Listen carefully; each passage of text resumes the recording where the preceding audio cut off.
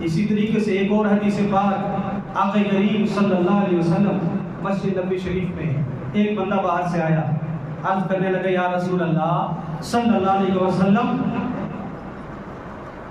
میں نے ایک عورت کو، اجنبیہ عورت کو بوسہ دے دیا ہے، مجھ پر شریعت کا حکم لگا ہے۔ کیا صحابہ کرام کا ایمان ہے! جو کچھ ہوتا تھا حضور کے سامنے بیان کرتے، ان کو پتا تھا کہ بخشوانے کا دفتر مدینے میں ہے، ان کو پتا تھا کہ گناہ اگر ہو جائیں تو یہی دربار ہے جہاں سے معافی کا پروان ہے۔ اللہ بھی تبھی گناہوں کو معاف فرمائے گا جب حضور شفاعت کرے۔ حضور نبی کریم صلی اللہ علیہ وسلم نے نماز پڑھائی، کچھ ارشاد نہیں فرمایا، نماز پڑھائی اور پڑھانے کے بعد وہ بندہ پھر کھڑا ہو گیا، یا رسول اللہ میں نے آپ سے کچھ عرض کیا تھا۔ ہوا یہ کہ وہ مدینہ میں رہتے تھے، کھجور کی دکان تھی، ایک عورت آئی کھجور لینے، کہا کھجور کیسے ہیں؟ انہوں نے کہا کھجور تو اندر ہے، اندر لے گئے تو ان کو بوسہ دے دیا۔ اور عورت نے کہا اللہ سے نہیں ڈرتے؟ کیا آج نبیہ سے کیا بوسہ لینا جائز ہے؟ غسل کنار کرنا جائز ہے؟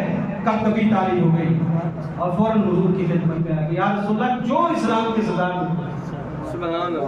یہ وہ صحابہ کرام کا ایمان تھا، وہ آج ہمارا ایمان کیا ہے؟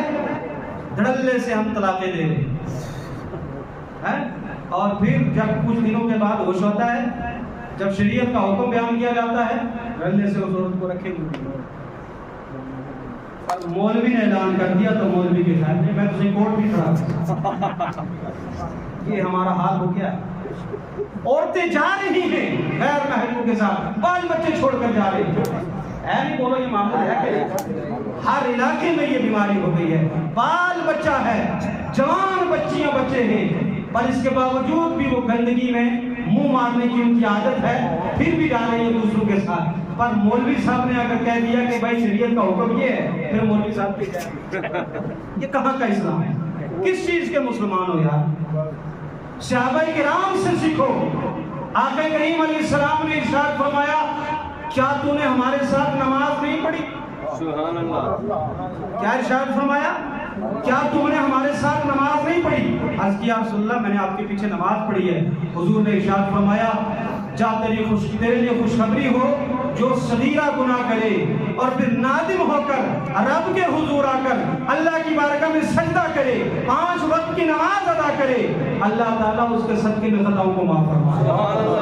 قرآن کی آیت نازل ہو گئی وَأَقِمِ الصَّلَاةَ طَرَفَيِ النَّهَارِ وَزُلَفًا مِّنَ اللَّيْلِ إِنَّ الْحَسَنَاتِ يُذْهِبْنَ السَّيِّئَاتِ ذَلِكَ ذِكْرَىٰ لِلذَّاكِرِينَ۔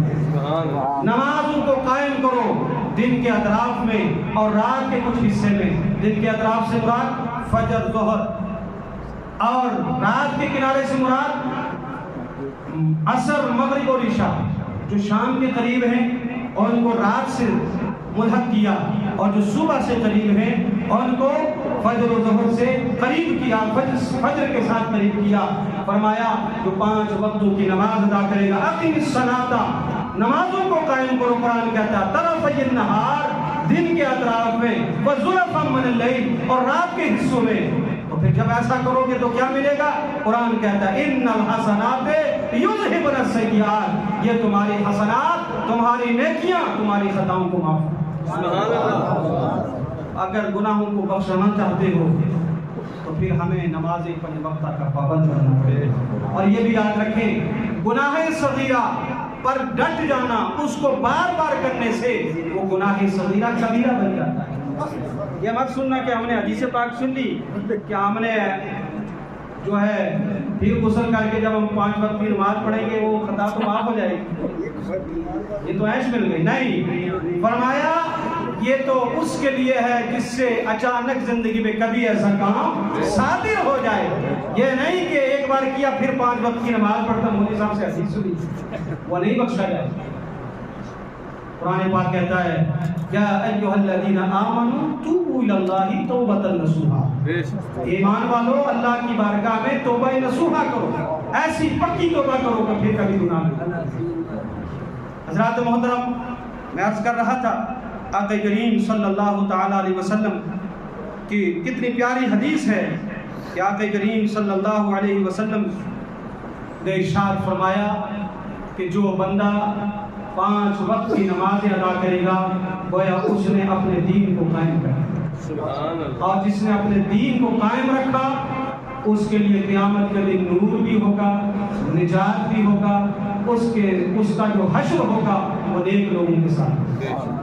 اور جو بندہ نمازوں کو ترک کرے، نمازوں کی پرواہ نہ کرے، نمازوں کو ضائع کرے، تو اس کے لیے نہ قیامت کے دن نور ہوگا نہ نجات ہوگی، اس کا حشر قیامت کے دن قارون کے ساتھ، فرعون کے ساتھ، شداد کے ساتھ کیا جائے۔ بولیے استغفر۔ ان کفار کا نام لیا حضور نے جن کو حضور نے خود قتل فرمایا۔ کیا آپ چاہتے ہیں، ہم میں سے کوئی چاہتا ہے کہ ہمارا حشر کفار و مشرکین کے ساتھ ہو؟ نہیں چاہتے۔ ہم چاہتے ہیں کہ ہمارا حشر قیامت کے دن نبیوں کے ساتھ ہو۔ ہم چاہتے ہیں کہ ہمارا حشر قیامت کے دن اللہ والوں کے ساتھ ہو، اور اگر چاہتے ہو تو 5 وقتوں کی نماز ادا کریں۔ قرآن پاک نے ارشاد فرمایا فَخَلَفَ مِن بَعْدِهِمْ خَلْفٌ أَضَاعُوا الصَّلَاةَ وَاتَّبَعُوا الشَّهَوَاتِ فَسَوْفَ يَلْقَوْنَ غَيًّا إِلَّا مَن تَابَ وَآمَنَ وَعَمِلَ صَالِحًا فَأُولَٰئِكَ يَدْخُلُونَ الْجَنَّةَ وَلَا يُظْلَمُونَ شَيْئًا۔ اس کے بعد کچھ لوگ ایسے پیدا ہو گئے جنہوں نے نمازوں کو ضائع کر دیا اور شہوات کی اتباع کی۔ قرآن کہتا ہے فَسَوْفَ يُلْقَوْنَ غَيًّا، ان قریب ان کو جہنم کی غی وادی میں ڈالا جائے گا۔ غی وہ جہنم کی وادی ہے کہ جس سے جہنم بھی پناہ مانگتا ہے۔ قرآن پاک نے فرمایا یہ وہ لوگ ہوں گے جنہوں نے نمازوں کو ضائع کیا ہوگا، ان کو جہنم میں ڈالا۔ کیا چاہتے ہیں کہ ہم کو جہنم کی وہ وادی ملے؟ کوئی نہیں چاہتا نا؟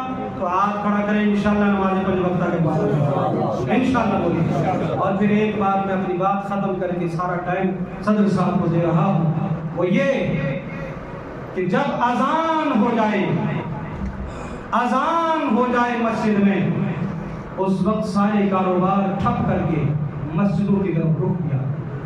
حضور علیہ السلام نے ارشاد فرمایا اگر اذان ہو جائے، اذان کے بعد لوگ مسجدوں کی طرف رخ نہ کریں، میرا دل یہ کہتا ہے کہ میں نماز پڑھانے کے لیے کسی امام کو مقرر کروں اور پھر پورے گھروں میں گشت کروں۔ جس گھر میں کوئی بندہ مل جائے مجھے تو میں عورتوں اور بچوں کو باہر نکال کر اس سارے گھر کو آگ لگا دوں کہ جو مسجد میں نماز پڑھنے کے لیے نہیں آئے۔ سمجھ میں آئی؟ آج ہمارا کیا حال ہے؟ وہ پڑھ لیں گے جی، بعد میں پڑھ لیں گے، ابھی تو گاہک چلا رہے ہیں، ابھی تو ہمارا کاروبار چل رہا ہے۔ تو ہم اگر کاروبار میں 5-10 منٹ کا وقت اگر نہیں نکال پائے تو پھر ہمارے اس کاروبار کا کوئی فائدہ ہے؟ اس میں برکت نہیں ہوگی۔ اگر برکت چاہتے ہو تو نماز کے لیے ٹائم نکالنا ہوگا، اور اگر قیامت کے دن نور چاہتے ہو، نجات چاہتے ہو تو 5 وقت کے پابند بن جاؤ انشاءاللہ۔ 5 وقت کے نمازی بن جاؤ انشاءاللہ۔ روزی میں بھی برکت ہوگی، عمر میں بھی برکت ہوگی، گھر میں بھی برکت ہوگی۔ بچوں سے کہو ساری چیزیں ہم تمہیں دیں گے، پر نماز کے معاملے میں کوئی کمپرومائز نہیں ہوگا۔ جب نماز کا وقت ہوگا آپ مجھے مسجد میں بھیجیں انشاءاللہ العزیز۔ آپ کی یہ سختی ہوگی، قرآن کہتا ہے وَأْمُرْ أَهْلَكَ بِالصَّلَاةِ وَاصْطَبِرْ عَلَيْهَا لَا نَسْأَلُكَ رِزْقًا۔ اپنے اہل و عیال کو نماز کا حکم دو، ہم تم سے رزق کا سوال نہیں کرتے ہیں، اس لیے کہ تمہیں بھی ہم روزی دیتے ہیں اور تمہارے گھر والوں کو بھی ہم روزی دیتے ہیں۔ اللہ تعالی ہم سب کو نماز 5 وقت کا پابند بنائے۔ آخر دعوانا ان الحمدللہ رب العالمین۔ استغفر اللہ تعالی ربی من کل ذنب و اتوب الیہ، لا الہ الا اللہ محمد رسول اللہ۔